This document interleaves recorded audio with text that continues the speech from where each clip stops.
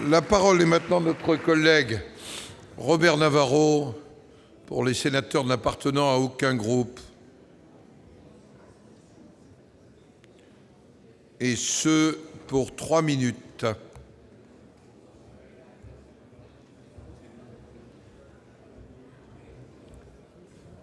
Vous avez la parole.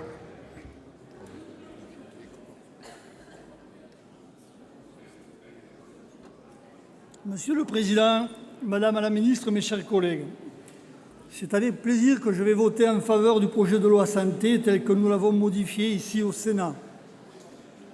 Alors que certains rêveraient de supprimer le Sénat dans un proche avenir, à gauche comme à droite, nous faisons une fois de plus la démonstration de notre utilité.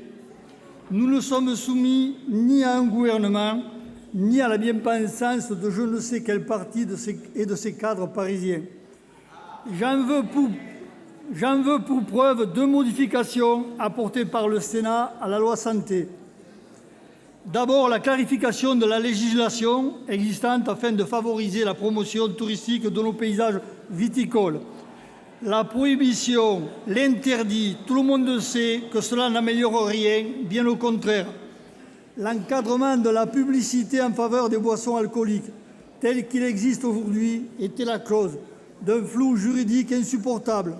Au gré des jurisprudences, un contenu journalistique, culturel ou un eau touristique devenait de la publicité et était interdit.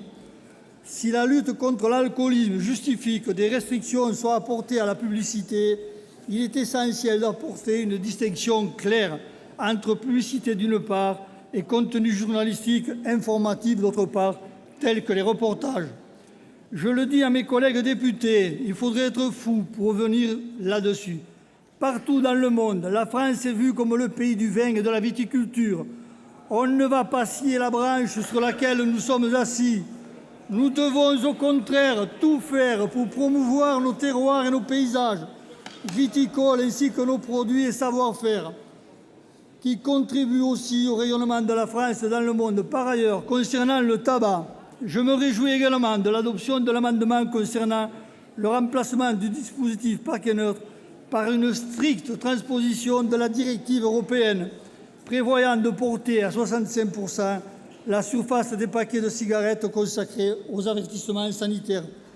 Pourquoi un tel excès de zèle dans beaucoup de domaines et chercher à vouloir surtransposer au risque d'agacer profondément nos compatriotes quand il s'agit simplement de transposer? Aller plus loin n'entraînerait que lourdeur et surcharge législative, plus que les paquets neutres qui compliqueraient considérablement le quotidien des buralistes déjà difficile. Les messages sanitaires constituent un frein parfait à l'excès de tabac et de ses conséquences pour la santé. Entre le tout et le rien, il y a un équilibre sain qui s'appelle la modération. C'est de cela que nous devons faire la pédagogie pour le vin, le tabac, mais aussi pour toute l'alimentation, toutes les activités, notamment sportives, y compris celles de législateurs. Monsieur le Président, Madame la Ministre, mes chers collègues, je vous remercie de m'avoir écouté. Merci. La parole est à notre